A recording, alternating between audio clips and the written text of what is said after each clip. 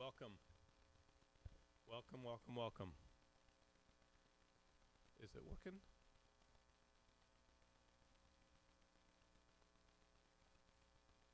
Hello. We are glad to have you here listening online.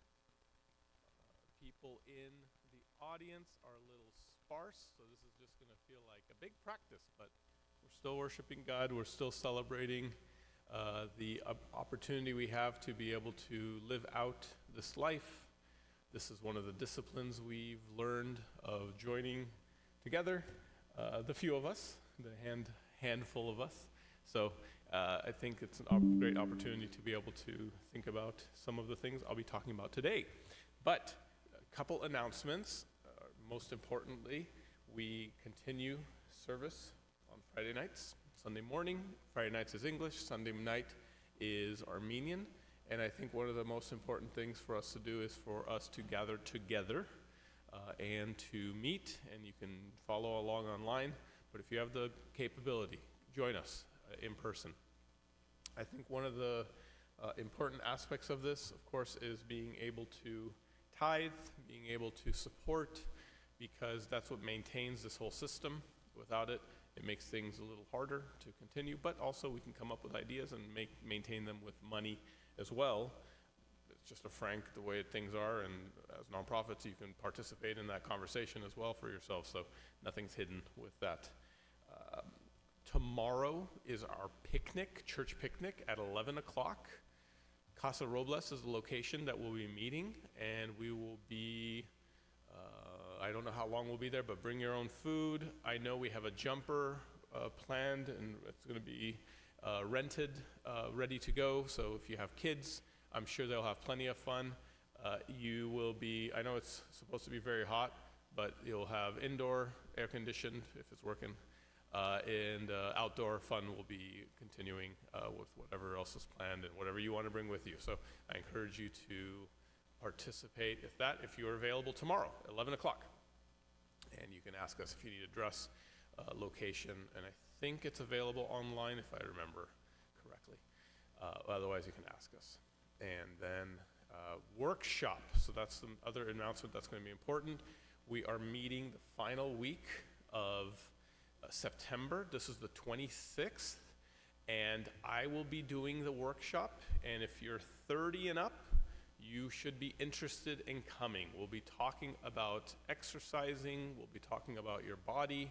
We'll be talking about some effective ways to take care of your body as you age, how things change, how things adjust, what your body goes through. So if you're 30 and up, it's very pertinent because these are the things you're going to be experiencing. If you're not 30 yet, this is still really good because it's going to be good information on what you can put your body through and how you can train.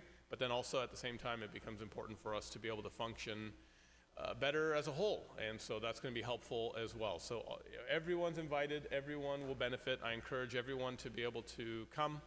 Bring everyone you can. I encourage you to invite people. We'll have a flyer soon, probably in the next day or so.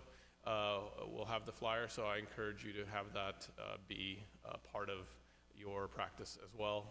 Coming on that last Friday of every month to our workshop, inviting people. Let's see how many people we can get going. So that will be on the 26th, 6 o'clock. And I believe that is majority of the announcements. I can't think of anything else that we're doing or anything else that's planned. One thing that is important, at least I can make that announcement now, we won't be meeting on the final weekend, final Friday of October. That's one important one just to keep in mind. We just scheduled an event that's going to be happening here, but it's also Halloween, so that's going to change things a little bit with scheduling. But that will be on the final Friday of October.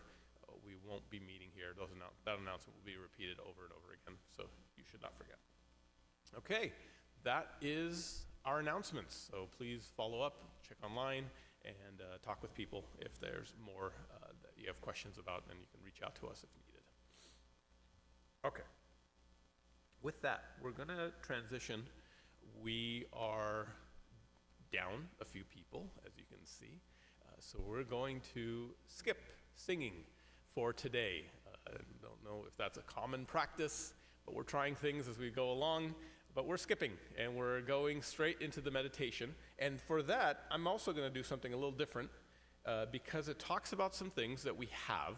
So I want to implement a little bit of audio into your meditation time. So we're not going to have music, so I thought it was a perfect opportunity to do this. So I picked this verse intentionally, and I'll be talking about this, of course, later in my sermon. So hopefully it'll add to the time of meditation for you. So all the things are the same. We're not going to do the same thing as last week where we were trying to imagine, but this time go ahead, pay attention to the words of the text that I'll be reading. Take your time with just focusing on one word, a phrase, whatever stands out for you, whatever catches your attention. It might be difficult to think about anything else because of what I'm about to do. So I encourage you, though, if that's what's going to be stuck with your attention, that's totally fine. Take advantage of it and go ahead and pay attention to it. And I'll be repeating this verse 3 times each time. Go ahead and I'll explain what to do for each ones as we normally do. So the first time, go ahead and just pay attention to a word or phrase that stands out. Give me a quick sec. I'm going to grab what I wanted.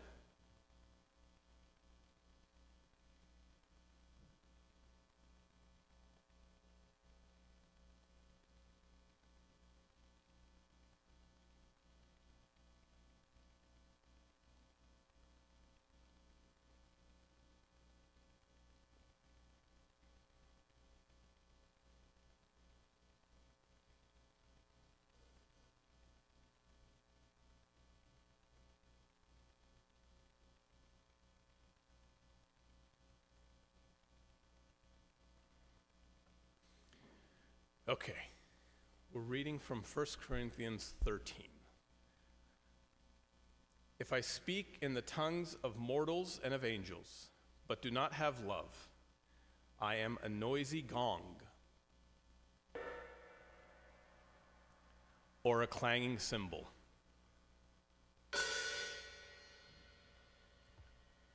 And if I have prophetic powers and understand all mysteries and all knowledge, and if I have all faith so as to remove mountains, but do not have love, I am nothing. What word or phrase stands out for you through these verses? Go ahead and think about that. Pay attention to it.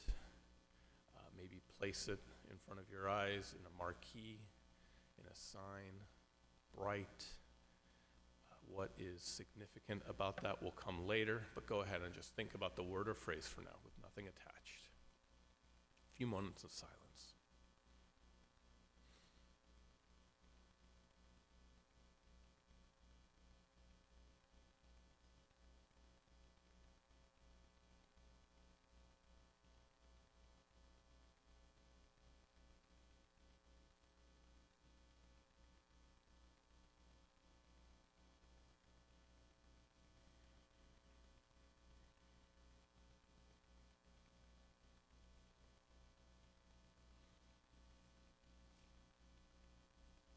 I'm going to read it one more time. This is from 1 Corinthians 13. Go ahead and now pay attention to what the word or phrase could mean. What context are you in your life? What's going on right now in this moment? How are you living, and what's relevant to you? What's difficult? What's prioritized as you consider the following verse and the word or phrase that stuck out to you? 1 Corinthians 13. If I speak in the tongues of mortals and of angels, but do not have love, I am a noisy gong or a clanging cymbal. And if I have prophetic powers and understand all mysteries and all knowledge, and if I have all faith so as to remove mountains, but do not have love, I am nothing. What does a word or phrase mean to you today? What is going on in your life? How are you living? What's important? What is the Bible trying to tell you? Go ahead and think about that for a few moments in silence.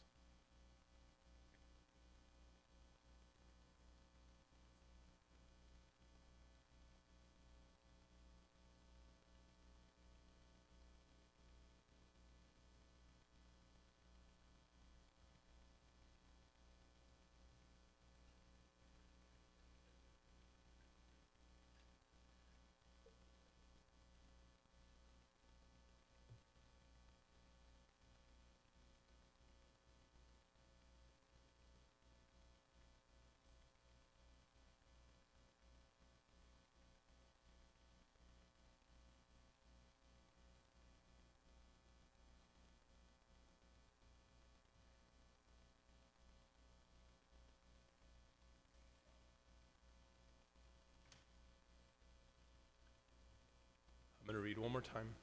Go ahead and be grateful to God, be thankful.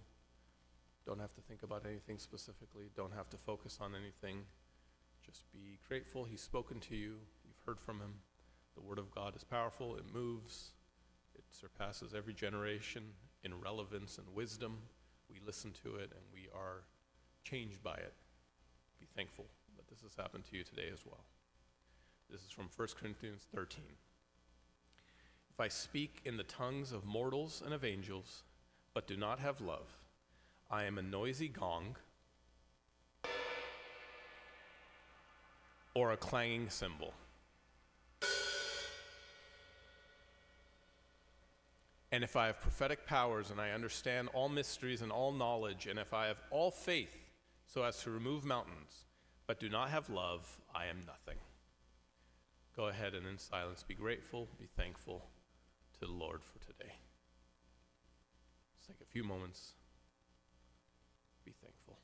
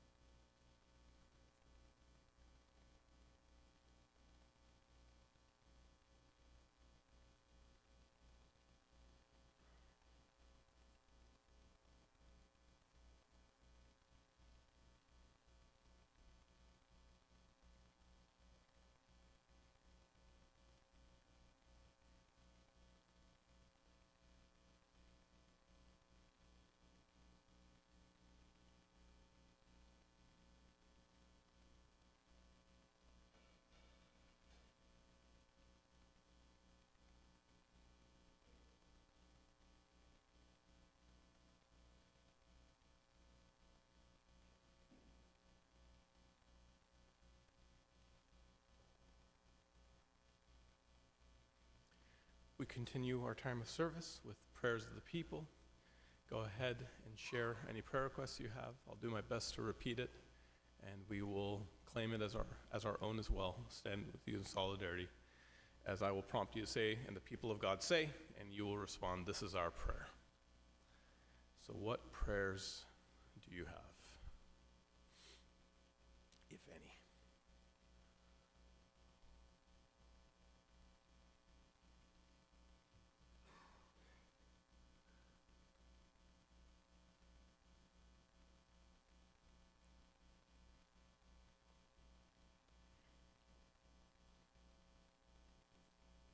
Yeah. Yeah. Okay. Ours. Okay. Okay. So yeah, who I found out actually last week during prayer, but my great aunt, Harus Mukkur, our family member, she's in the hospital, and apparently there are extra complications that have been happening. So prayers for her and the doctors handling the whole situation. And the people of God say,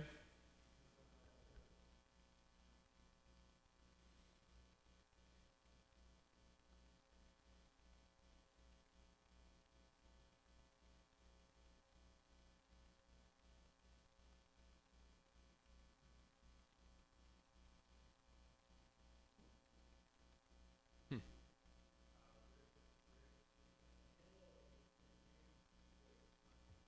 Okay. Yeah.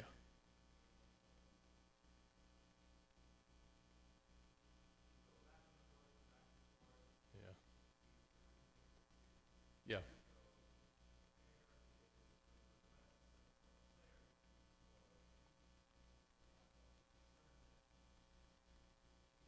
Hmm. Yeah. So Justin and family deciding Luke's educational future starting from now. clarity going into it, peace coming out of it, for sure. Yeah, definitely. And the people of God say?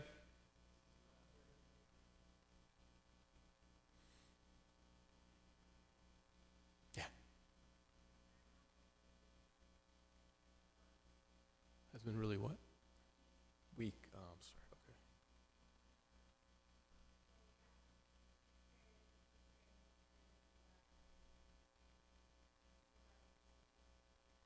Yeah. Okay. That's grandmother being really weak. Healing obviously is great, but people coming around, making the proper decisions, having the wisdom to take the proper steps. And the people of God say?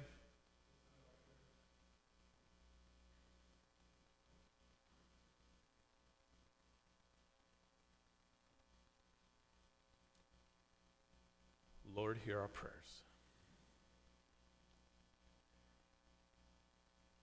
We now take a time for communion. Do we have 2 volunteers, or are we gonna? We have 1 volunteer. Okay, good. So we have 1 volunteer. Please be careful as you peel the bread, so we don't have grape juice flying or breadcrumbs extra flying. But when you feel ready, go ahead and come up the center aisle. We will partake in the Lord's communion together. So Jesus on that night, he took from the bread, he broke it, and he shared it with his apostles, and he said, "This is my body that has been broken for you. Do this in remembrance of me." Similarly with the cup, he took from the cup, drank from it, shared it. "This is my blood that has been shed for you." And we partake together, and we remember the Lord's communion in this way.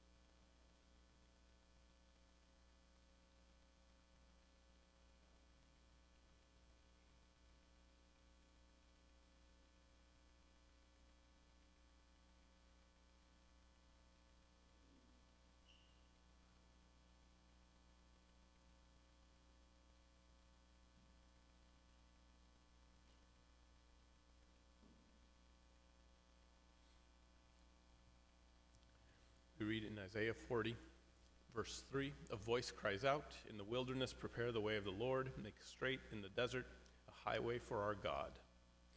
John 1, 25-27, "They asked him, 'Why then are you baptizing, if you are neither the Messiah, nor Elijah, nor the prophet?' John answered them, 'I baptize with water. Among you stands one whom you do not know, the one who is coming after me. I am not worthy to untie the thong of his sandal.'" 1 Peter 3:15 says, "But in your hearts sanctify Christ as Lord. Always be ready to make your defense to anyone who demands from you an accounting for the hope that is in you." This is the word of the Lord. Unfortunately, I did not prepare notes. As you can see, the verses are different, so I apologize for that. And if I'm speaking in a lower register, I'm doing my best to not lose my voice. I pray it gets through the sermon. I think it will. It should be fine. But just in case, heads up, that's what's happening right now as I'm figuring things out with what I'm going through physically. But over the past few sermons, we finished the first 18 verses of John. We've gone through arguably the introduction. This is what we were starting from, how the idea of who this Jesus is has been introduced, is what John has been doing. And we've been noticing that this is very different than Matthew, Mark, and Luke. Matthew, Mark, and Luke are attempting to have biographies. They're trying to tell Jesus' story, right? They start with the birth, they end with the death, and of course, with Jesus' biography, things are a little different, where his life does not end with a death, right? Every other biography ends with the end of that life. Maybe some biographies out there, the impact that the life had on the rest of humanity and the things that could have happened, whatever. But Jesus's literally continues because his life doesn't end, and his death is only part of the story.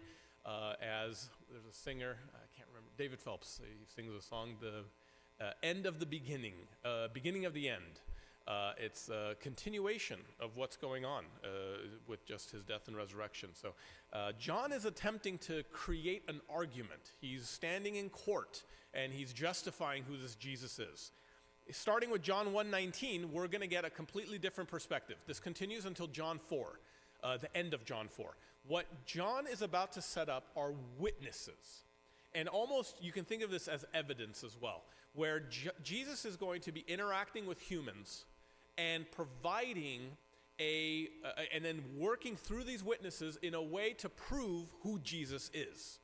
So, as I said the first week, the author of John's trying to prove what? Jesus is Lord, and believing in him will provide eternal, everlasting life. And of course, the everlasting life definition has been provided with us in a different way. So this section is when the author is providing that evidence, along with those witnesses. The author of John is going to be providing evidence of Jesus' godliness. He's going to be pointing at witnesses who explain Jesus' features of being a deity in human flesh. These are people that have firsthand experienced who Jesus is, and the stories they have teach us what we now know. So this is going to start now, today, and we're going to continue. And our first witness is John the Baptist. We're getting back to John the Baptist. We talked about him a couple weeks ago, but this transition is going to be very clear. It's going to be very obvious. You're going to notice it right now with the first verse, and it's going to continue until the end of chapter 4. So, John 1, verse 19. This is the testimony given by John when the Jews sent priests and Levites from Jerusalem to ask him, "Who are you?"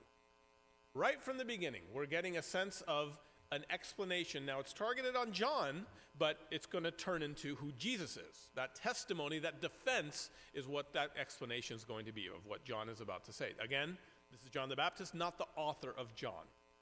If you remember back to my second sermon, I gave a sneak peek. We're going to start seeing the phrase the Jews, and this is going to come up pretty frequently. But here we get a more specific group of people, the priests and the Levites, which is interesting because the Levites are the priests. They are the group of priests. They're the ones that are born within the Jewish sect to be able to provide priestly duties to Israel at the time.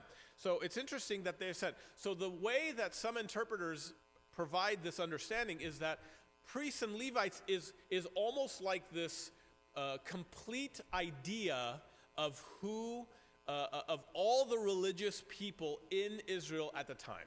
Both sects, S-E-C-T, of the opposing views, described in the way that they understand how they're supposed to follow Christ and God and what they're supposed to do within Judaism. So it's this understanding of every aspect is coming to John and questioning who this man is and how dare he do similar things to what the priest's responsibilities are. So the way I like to think of it is that it's a combination of all the religious ideas within Israel at this time. They're interested in John the Baptist. It continues, verse 20 to 21. He confessed, John the Baptist, and did not deny it, but confessed, "I am not the Messiah." And they asked him, "What then? Are you Elijah?" He said, "I am not." "Are you the prophet?" He answered, "No." So these are very specific identities that are being asked of him. John not being the Messiah is priority. That's the main person they're waiting for. Everybody in Israel is under the rule of Rome. Messiah was going to come and reveal himself and save them. That was the most important person. Are you the Messiah? That's always the first question. No? Okay, then we move on to other people because these people are relevant to ushering in the Messiah, right? And Elijah is one of those people. Now, it's interesting that in John's words are very clear. I'm not Elijah. But if we go to other verses in other books, we get a different idea. Check this out. Matthew 11, verse 13 through 14. For all the prophets in the law prophesied until John came. And if you are willing to accept it, he is Elijah who is to come.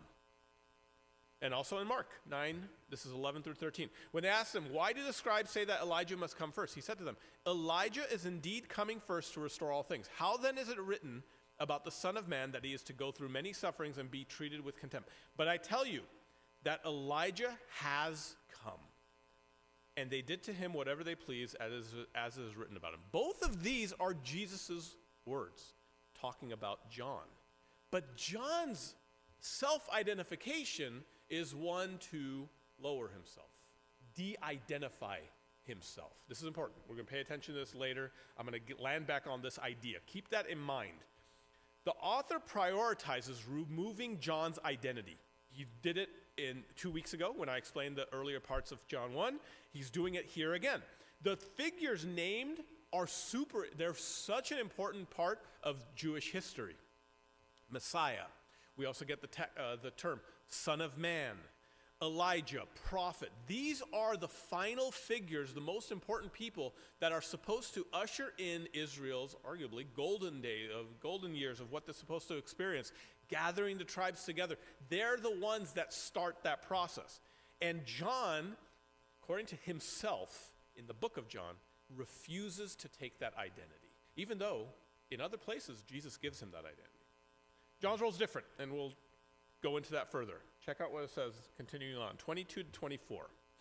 Then they said to him, who are you? Let us have an answer for those who sent us. What do you say about yourself? He said, I am the voice of one crying out in the wilderness, make straight the way of the Lord, as the prophet Isaiah said. We read this earlier. John quotes from Isaiah chapter 40, verse 3 to be exact. This is also unique from the other Gospels in that John is self-proclaiming this part, not the other parts. John the Baptist is identifying himself as merely a witness. The same job we have, identical. We'll get into that more later. Focus is the straightness. That's what the goal is of this. John's goal is to make sure you can arrive at the way, who is Christ, back to Jesus. I was remembering when I was thinking about this, writing this, I was remembering whenever I have to set up the sanctuary for a wedding. And one of the most tedious parts, above all, is the runner. The runner, we started here, I move all this, we move the stage. Stages, there's a lot of heavy stuff, put candles, we fill them with oil. There's a lot of stuff that goes into it, but the runner is so annoying and frustrating. And the reason is, it's made in such a way, it's like a fabric that sticks to the carpet. You can't just set it up with these golden rods down here to just have it connected and kick it down the aisle and make sure it gets there straight. You got to bend over, not good for the back. I think of Samuel with his description of how you're supposed to be with your back. And slowly unroll it, and then sometimes you have to stop and you have to lift it up and make sure it's straight, and then do it again. And there has to be an exact science to making sure you can get from here all the way to the back. And of course, it's longer than this whole row, so we have to hide it there, and that's some different magic that happens depending on the photographer or the videographer at that time. But it takes a lot of work. And of course, the opposite is also true. It doesn't get any easier because you're rolling it up, you just kick it down. Nope, you got to make sure, because if you don't roll up right, it's not going to be set up properly. There's going to be wrinkles, there's going to be problems, there's going to be dirt, something's going to happen if it's not properly rolled back up. It takes time to make sure it's straight, and if it's off, you notice, right? It's white, red carpet, it becomes very clear. Straightness is very important on that runner. It has to be exact. And so John is making it very clear to everyone around him that my life is going to directly send you to Jesus Christ.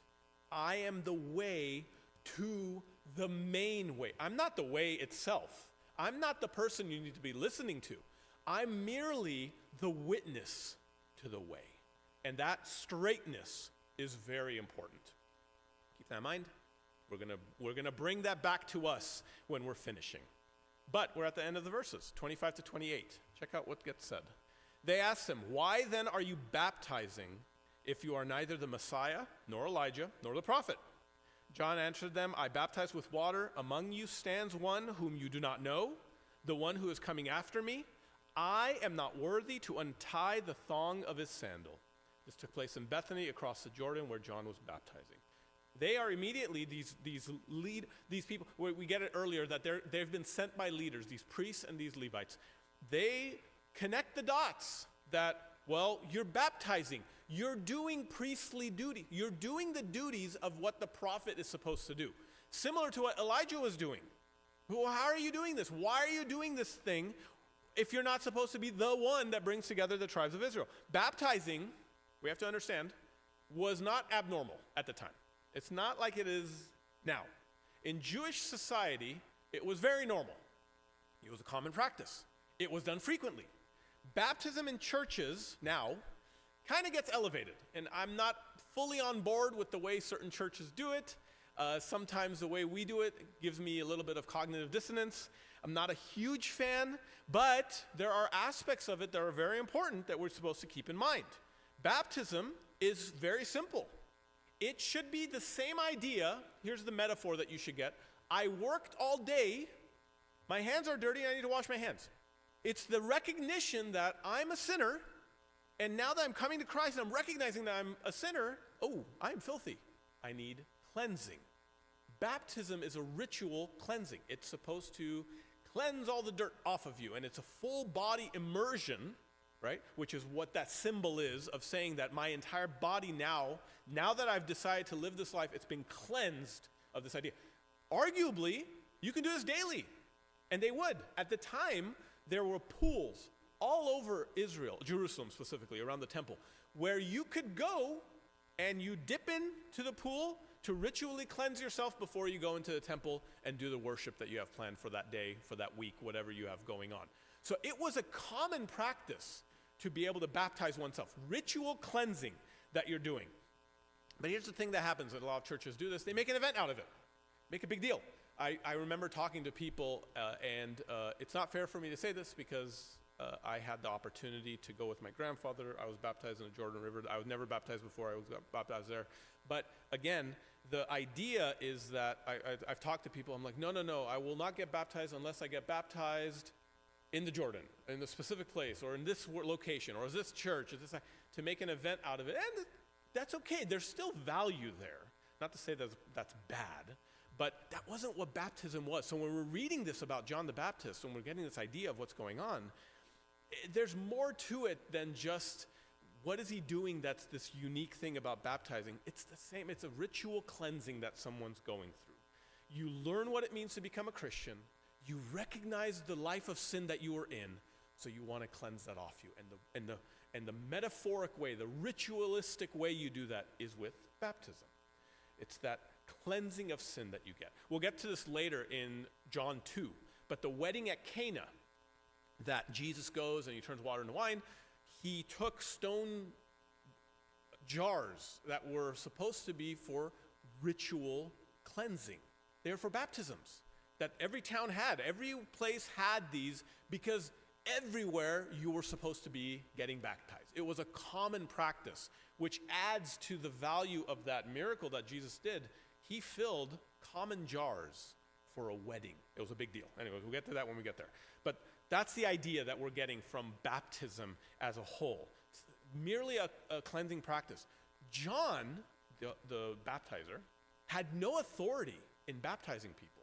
It was a self-cleansing thing, or it was a priestly practice. It was done at the temple. It was done at specific locations. So for him to do this, people were coming and questioning his authority. Who are you that you are baptizing in this way? You're ritually cleansing sins. And he says, no, I'm not. I am merely baptizing with water. Because think about it, why does he respond that way? What a weird way to respond when they're accusing him of baptizing. I'm merely baptizing with water. The one you're waiting for is the one that's standing among you. It is Christ who's coming, who will be baptizing in a very different way, where your sins are forgiven. There's one coming who really has the authority. I can't even untie his shoes. I can't even get to that level of what he is in his life. Again, a de-identifying of self, a focus being turned on Jesus. We'll get to that soon. He's the one with the actual authority. What I'm doing is nothing compared to what he has planned. And of course, the city of Bethany is mentioned here, right? We end verse 28 with Bethany. Bethany is a couple miles outside Jerusalem. Insignificant city.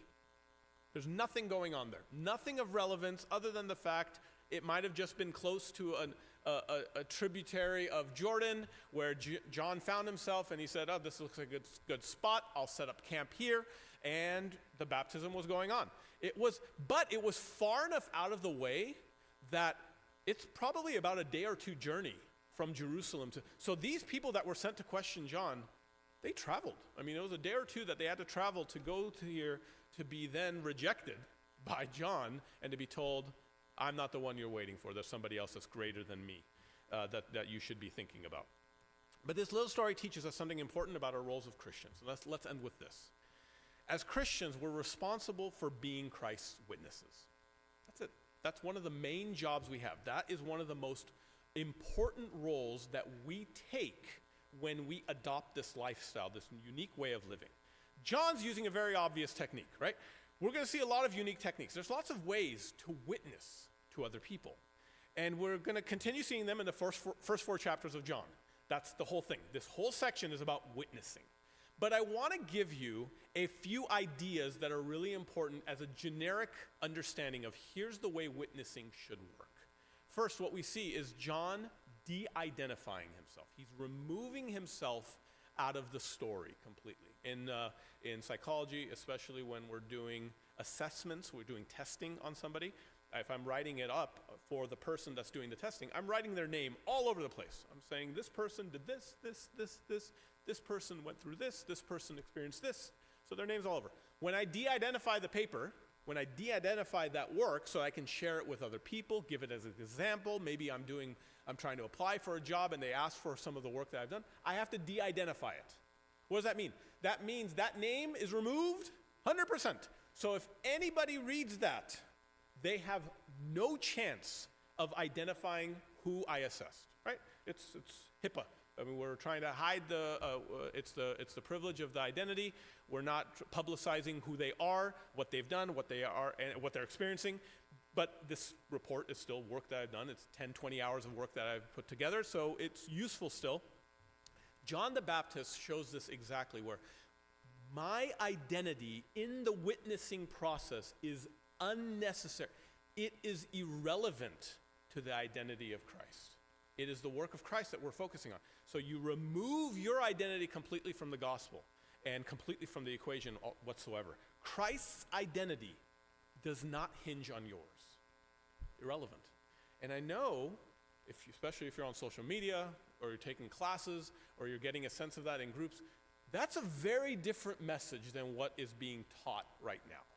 In the zeitgeist we live in society, it is very important to learn your identity, to know who you are. And I'm not going to beat around the bush. As a psychologist, 100% true. The mental health benefits of knowing oneself, of having confidence in who you are and having an understanding of what you're supposed to be doing is very helpful for you individually as you live through life. You being merely the messenger does not really benefit you as a person. As a human, there's value in that self-identity.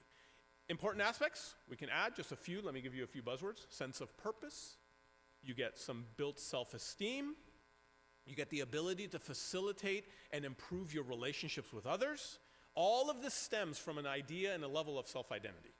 Your value of identity waxes and wanes. The way to think about this best way is that it's this improving, it's this increasing and decreasing that's happening multiple times a day, every relationship, and it's giving a better understanding of who you are in those moments, but then also pulling back when necessary. So let me give you an example of this, and then I'll explain that example to you with what I have in my mind. When I'm sitting in therapy, I'm sitting with a client and they're sharing their lives. They're saying, here's what I went through. Here's what's going on. Oh, I'm so sad. Oh, I'm so angry. Whatever it is, they're going through these experiences and I'm sitting there and I'm listening and of course I'm reflecting back what they're saying. I, as a person, shrink out of the way because what they're going through is what matters. Their experience is what is supposed to be validated in that situation. The way to do that is to remove myself. My identity is irrelevant in that situation. Yes, I'm going to add relevance soon, but right then, when I'm reflecting back those thoughts, when I'm trying to side with the person, when I'm empathizing with them, my identity is not what does that. If a person's saying something important to themselves and you respond with, oh yeah, same thing happened to me, you just destroyed any relevance of conversation with that person, because what you basically said, yeah, I've been through what you've been through. It's not a big deal. You didn't say that, but the way that it comes off, the way that it lands is that your experience is just like mine. I've gone through it too. And you can be, and the thing is about that, I'm sure many of us have done that with the intent of supporting the person. I want to help them. I want to make them feel better. It's really difficult, whatever it could be. It's difficult, it's hard. I've been through it, you can get through it too, right? That's kind of the mentality we may have. There's positive intent to that idea, but in the moment, when a person is dumping themselves in front of you, like an ice cube melting on the couch in front of you at lunch, wherever they are, they don't want to hear that you've been through what they've been through. That's not the goal. That's not what's going to help them the most in that situation. When you place yourself in that situation, what you do, you tap into who you are, remembering, here's what I experienced when I was in that moment. This all happens in a split second. Hopefully you get better at this when you're practicing therapy 6 hours a day, every day. And so you start to understand, let's say they lost a family member. So what you'd imagine to yourself, what was it like when I lost my family member? What did I go through in those moments? I know that pain. I've gone through it. I've experienced it before. I may have just lost a family member. It might have just happened recently. And I can literally tell them, I'm going through the same thing you're going through. What's that going to do? It's going to reduce that impact. But what you do is you remember, you know what? I felt despair. You felt something like despair. You might say something like this. Oh, man. And I'm sure in your looking for an answer, all you're getting is a sense of despair in everything you do. That hits the spot. The moment you can land on what the person is feeling, what you're doing is you're tapping to your experience, you're stepping out of the way, and you're focusing on that person's experience in that moment. You have to tap into your self-identity. Self-identity is important. You have to know who you are. Your process of going through all that is relevant, because what it does is it teaches you how to be human alongside other humans that are with you. Yeah, I went through this, I felt lost. Don't say it that way.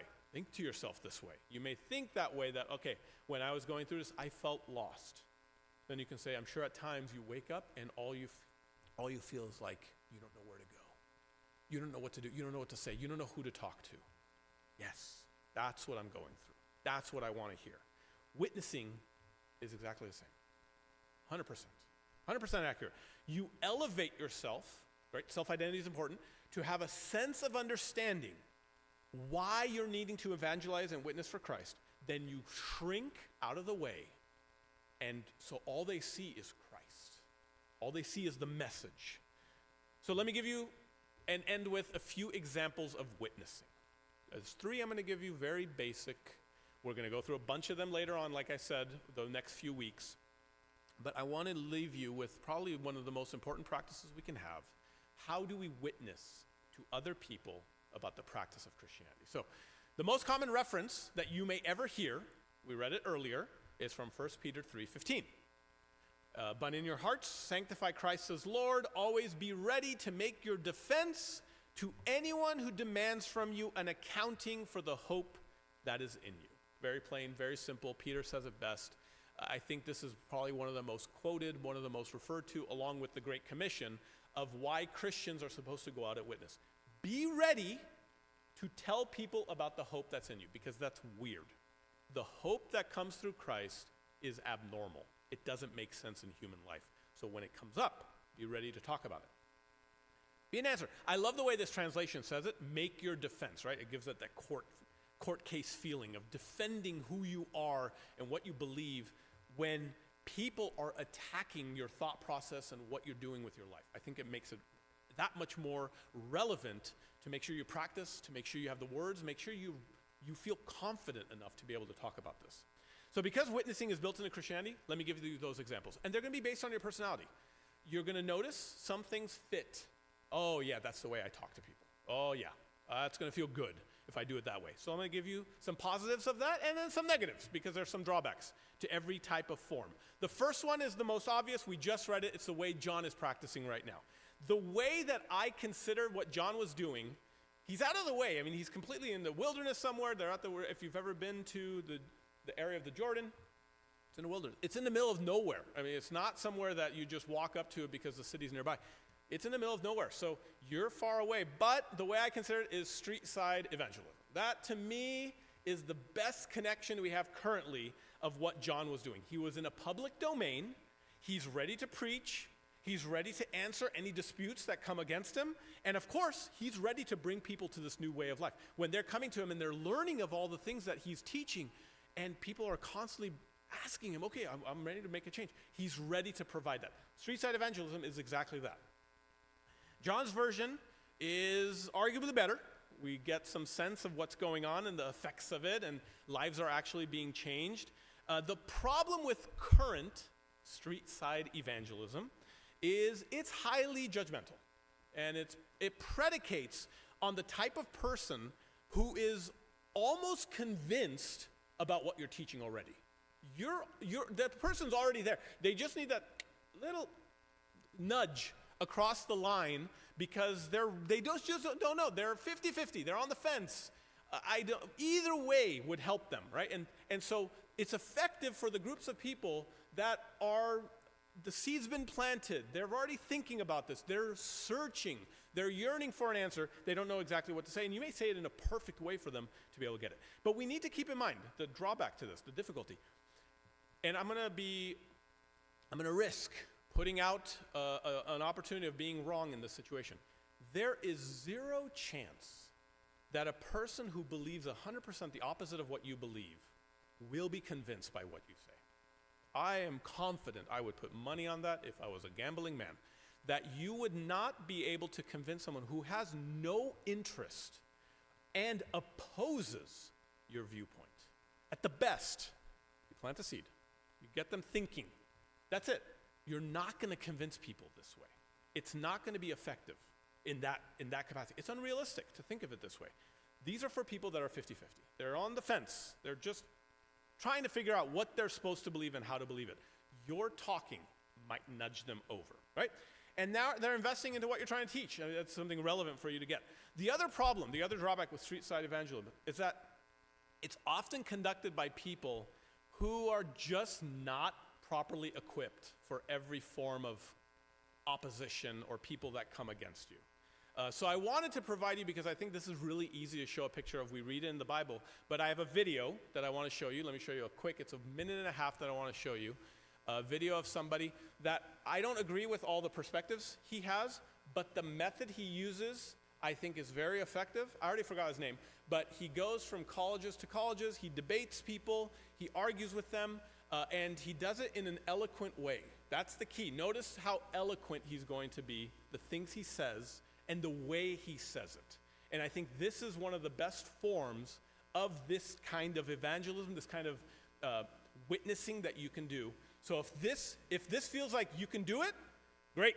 Keep this up. Try to do this stuff. If it doesn't, I got 2 more options for you coming up. So let's go ahead and play this real quick. Are you a Christian by any chance? Very, very much so. Like, why is that exactly? Jesus saved my life.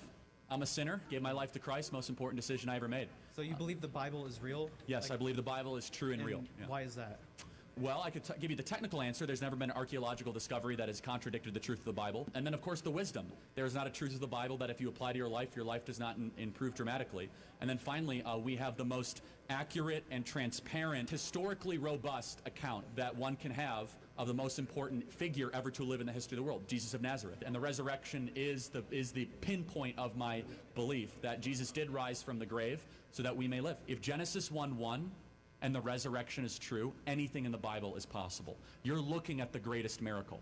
The greatest miracle is creation. And then the fact that Jesus rose from the dead. And I say, how do you know that Jesus rose from the dead? Well, show me another historical piece of a story where so many people willingly died a brutal death for a lie. Every single person around him had everything to lose, and yet they went to the absolute death, from Paul to Peter to the half-brother of James, saying that Jesus is Lord, Jesus rose from the dead. Not to mention, if you were going to fake a story, you would not use female witnesses in the ancient world. In the scriptures, it said that the women were the first one to see Jesus Christ. If you're trying to fake a story, you would never do that. Not to mention the 500 people that saw Jesus after he rose from the dead, and then the later church that lived under persecution under the belief that Jesus... I love this answer. There's Okay. just so many That's components. good right there. So you can look this up. You can look up other examples. The idea here, you see the other difficulty of this. You got to be on point. You got to know your stuff. You got to say things that are right on. Like I said, I don't agree with everything he says and believes, but I really like the way he presented this understanding of why he's a Christian. It's very straightforward for him. It's very obvious, and you can tell he's ready to give an answer for the hope that he has. I mean, it's right on point. But this is not for everybody. That's why we got two more. So here's the other two. Let me get to the second one. The second one, I call it a familial approach, family. The idea here, instead of focusing on the stuff you're saying, you're focusing on the relationship. We get a sense of this in Acts chapter 16. Let me quickly read this verse because I think it's very relevant. Acts chapter 16, 29 through 33. The jailer called for lights, and rushing in, he fell down, trembling before Paul and Silas. Then he brought them outside and said, "Sirs, what must I do to be saved?" They answered, "Believe on the Lord Jesus and you will be saved, you and your household." They spoke the word of the Lord to him and to all who were in his house. At the same hour of the night, he took them and washed their wounds. Then he and his entire family were baptized without delay. He washed the wounds of the prisoners he was watching. In turn, the prisoners washed him, ritually cleansing him and his entire family. This is intriguing because it takes into consideration the system of a family unit at this time. A family normally doesn't have a separated family unit. It's different than now where, certain cultures still maintain it, but for most, currently, especially westernized perspectives, the family, once you give birth to the kids go off, they start their own families, you just start to separate and segregate. But back then, and especially with some more traditional views, the family functions as one for a very long time. You don't really have kids deciding to go off to college and leaving and doing something else, and I don't feel like doing this business. We talked about this last Sunday during Sunday school. The children would do the same job the dad had. It was very straightforward. There wasn't a question of, what do you want to do when you grow up? It made no sense. It made no difference. Once you're able to function, you're already following what your dad was doing. You're already learning that job. So it wasn't a debate. It was expected. So faith works the same way. Witnessing works the same way, especially in the Jewish society of that time, with belief and obedience being so intertwined. A family unit just grew up with the belief system of the parents. It was one and the same. You learned what the parents believed. This is a very effective form of witnessing, since you're starting the process very young, right? Whether it's by age, chronologically, or by faith. It's a new belief system for the person. And it's frequently embedded with information and experience constantly coming into the situation. So we see that with this jailer. He adopted a completely new version of belief, and it automatically got passed to his family. They didn't just become saved, but that process was available to them, and that continued on because that's the relational power of witnessing in this situation. This is commonly used now, and it doesn't have to be family members. You don't have to think of it as only family. Oh, I have to be a parent in order to pass things on. It's also relational. Friends, close friends, cousins, whatever it could be. Ideally, it's anyone you've built a relationship with. Having a relationship with someone, there being a trust between you two, the other person sees something different in your life, which gives you the opportunity to share and use the relationship to be honest with them. But there's definitely drawbacks, right? This takes a long time. You need patience. There's a lot of people that are uncomfortable with this because they're saying, oh, I'm not talking directly about it. And the reminder is yet. The opportunity will come. You just have to keep building that relationship. And it takes time for that to happen. You have to trust that the person is eventually going to trust you enough to be able to have that conversation. Once it's built, it's very effective, right? Since conversation can be somewhat adversarial and accusatory, but still because of that trust, that relationship stays solid and you listen to it. The other negative is very important to keep in mind too, though.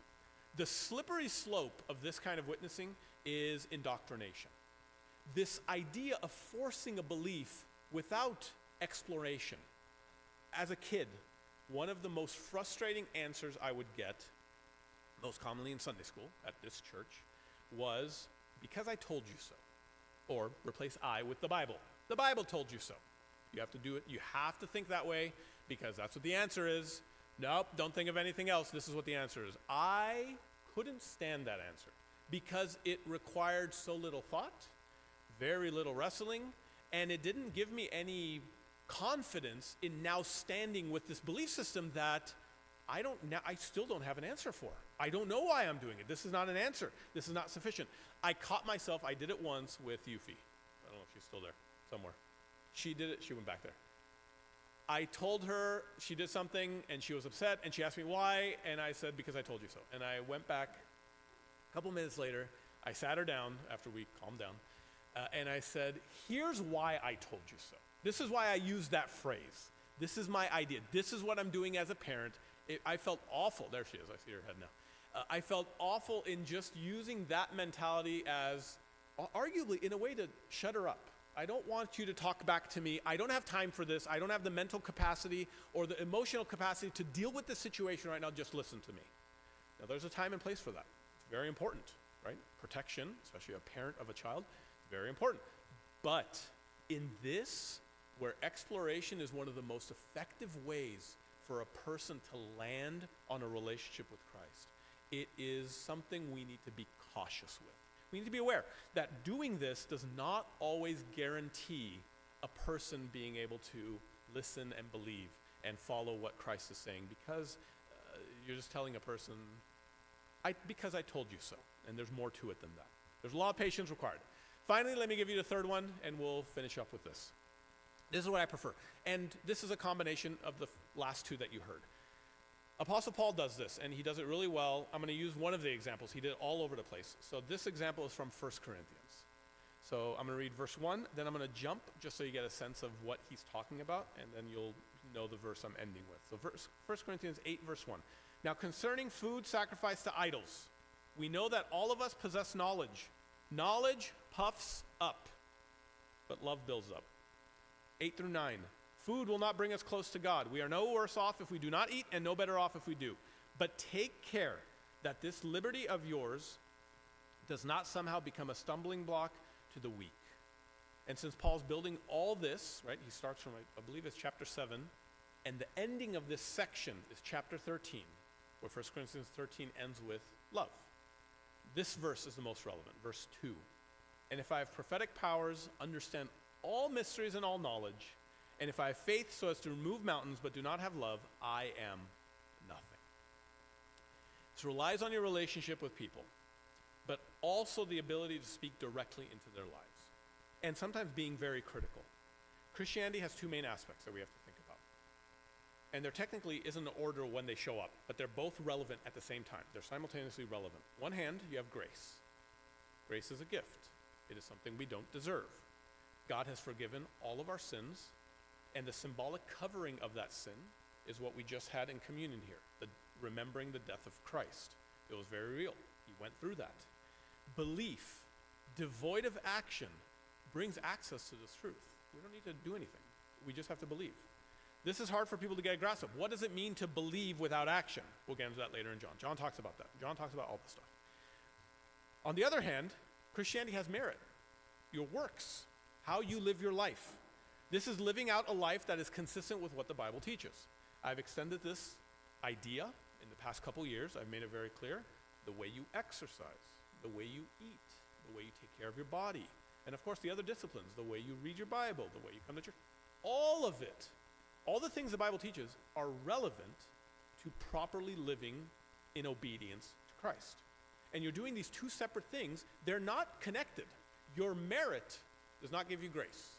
Your grace, your belief, does not magically make you able to do all these things. They're two separate things, both simultaneously active in your life when you become a Christian. There's important aspects to this kind of witnessing. First, the truth you are speaking must be beneficial to the person. I've heard so many times Christians criticizing other Christians of saying something that doesn't benefit anyone at all. It doesn't help, it doesn't fix, it doesn't improve It's an ego strike. It's someone feeling good about themselves and wanting to push that onto another person, being judgmental. It's very frustrating to be stuck in those moments because it just damages relationship after relationship. What your criticism is should be beneficial, improving the other person, looking out for them. Yes, there's ways to do it. Obviously, there's ways to talk to humans. Obviously, that's a problem many Christians can have. We don't know how to talk to each other. I remember, so if you don't know about this about me, I'm late to everything. It just happens. This is the way it is. I functionally am a late person, and I've accepted that in my life, which is why I have so many alarms set on my phone, so many reminders that I have so that my phone reminds me, and I outsource my memories so that I can keep in mind when I need to get somewhere. And I plan things out very far in advance to be able to do it without risk of being late.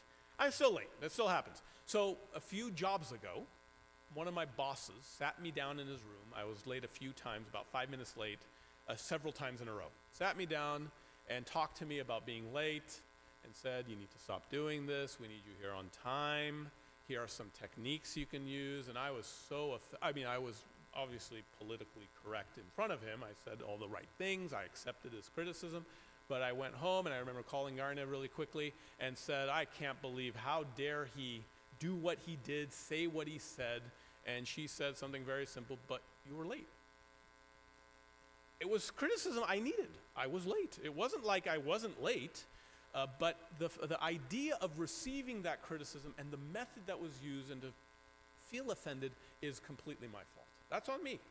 I was receiving something that was going to improve me. I know 100% it will happen in every single one of our lives. Someone will come up to you, they will say something, and it will be the wrong time, the wrong method, but they may be right. So emotionally respond. That's okay. We're humans. We have emotions. We can have those emotions. But then remember it. Come back to apologize because they may be criticizing you in a way that's benefiting you, improving your life. And that's ultimately the goal of what we're doing as Christians. And I think we see that best in Paul's example here, where it's food sacrifice idols. There was nothing valuable about the food sacrifice idols. Neither direction, positively or negatively. But what Apostle Paul was providing was criticism. He called the people that would not eat the food weak. He called the people that would eat the food arrogant, puffed up with knowledge. So the idea here is that we have to recognize that any criticism we receive, we need to pay attention to just the criticism, not the method or the person that was doing it. The other piece, your relationship's important. You living a life differently is what the other person sees. St. Francis of Assisi was commonly known as the person who had said, evangelize at all times to Christ, who Christ is.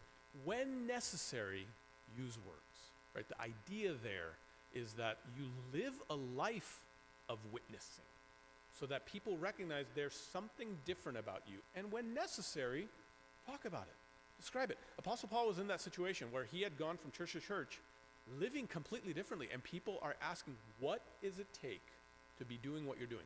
So this is one of the hard parts of this method. You need to practice what you preach. You can't just say the right things. You have to live differently too. There has to be that change that people see when you walk outside these doors. The sermons that we preach, the goals that we're trying to get, is that you find the most effective way to live the life that Christ has promised. Because ultimately, that is the way you teach others of the change that comes through believing in him. It is not magical. You believing in God, you believing in Christ does not change you. It will never change you. That belief is just the understanding of what grace is. It's still important, not discounting it at all. It is still a priority, but it is not what changes you. You change yourself, the church changes you. There's a stepping stone of progress that you make in disciplining yourself to live differently. That's the only way you can achieve being Christ-like, as we talk about all the time. God's not going to do it. You have to do it. And when you're doing it, as you're in the process of doing it, people are going to notice. And they're going to notice that something's different about you. Be ready to have a defense for the hope that you have. And ultimately, our job as witnesses takes precedence. And so as we continue going through the rest of the witnesses, my prayer is that we will have a comfortable understanding of where we're at in our lives right now and where to get to, because it's really important. This is what matters. And arguably, with this, we fill up this room. We are the ones that go out, we witness, we remind people that no, coming on a Friday is actually going to benefit you. Coming on a Sunday is going to benefit you. Coming on a Wednesday, whatever the days we announce, it's going to benefit you. It's going to make your life better. Great. Show me how. And that's what the point of the witnessing is. Let me leave you with your blessing. Heavenly Father, we give you thanks. We give you glory for the grace and mercy you've given us, for the patience that you have shown us, and waiting for us to understand better how we're supposed to live and properly use the words and use the word that you have given us so that we can live a life that makes sense and be thriving. Now to him who is able to keep you from falling and to make you stand without blemish in the presence of his glory with rejoicing, to the only God our Savior through Jesus Christ our Lord, be glory, majesty, power, and authority before all time and now and forever. Amen. Go in peace.